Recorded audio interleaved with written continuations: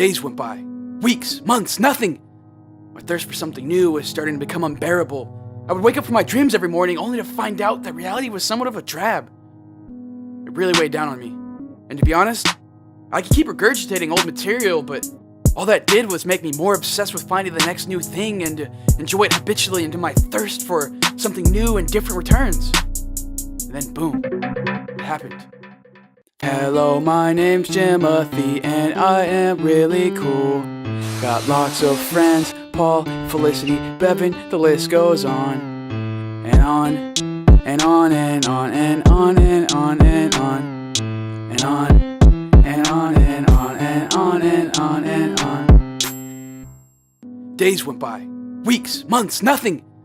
My thirst for something new was starting to become unbearable. I would wake up from my dreams every morning only to find out that reality was somewhat of a drab. It really weighed down on me. And to be honest, I could keep regurgitating old material, but all that did was make me more obsessed with finding the next new thing and to enjoy it habitually until my thirst for something new and different returns. And then boom, it happened. Phillip Timothy released the single greatest album I have ever heard. Hell, it was the greatest thing that any of us ever heard.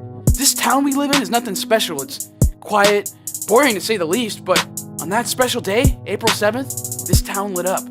Everywhere you turn, there was bass, there was a melodic tone to the air. Riveting percussion textured every building with a cadence that pleased every ear as it reverberated across brick and mortar. Our lives were nearly complete to everyone in this town except one. Bevin, Mick. I'm just playing, he loved that shit too. Oh my god, that mixtape project album, whatever you guys call it, that was amazing. And everybody who knows me knows I hate music. You see? Alright, well, album's great. Guess the episode's done. See you guys next week. Wait, no, that's bullshit, Jimothy. I'm getting paid by the minute here. You can't just end the episode like that. I got rent to pay, dude. Yeah, we got bills. You're gonna have to get creative here. Yeah. Alright, we could, talk about the nice weather out here, or... Private number. Check my email. Okay, Oh, shit! This is a secret video documentary of Phillip Timothy and the making of his album. Let's watch it! There he was, from a young age, interested in the many curiosities that life brought. His musical journey was not like the many other kids out there. He had no classical training, but what he did have was a healthy appetite for the unknown. And it was this very appetite that would drive him to become a musician. He liked milk, warm tea, and pretty sounds. A recipe for what's to come. Me and Phillip Timothy, we go way back. Wait, hey, hold up. You guys are doing the thing where you lower the voice and stuff so people don't know it's me, Bevin, aren't you? Alright. Yeah, I've known the guy since about, here, let me pull up Wikipedia real quick. Since 1992, yeah, what's that? He was born in 93? Yeah, so, about 93 is when we met and stuff. The guy was pretty stupid back then. He couldn't talk, walk, or even feed himself. Many thought he was gonna amount to nothing, let alone create If I Die a Monster, I'm Still Beautiful.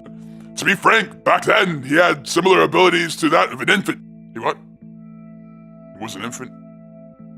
Okay, I don't really know him, but I seen some ad on the internet where he said you guys were giving out 25 cents to people who could help out with the documentary, so here I am. I don't know. He owns and operates a self-titled YouTube page, if that helps at all.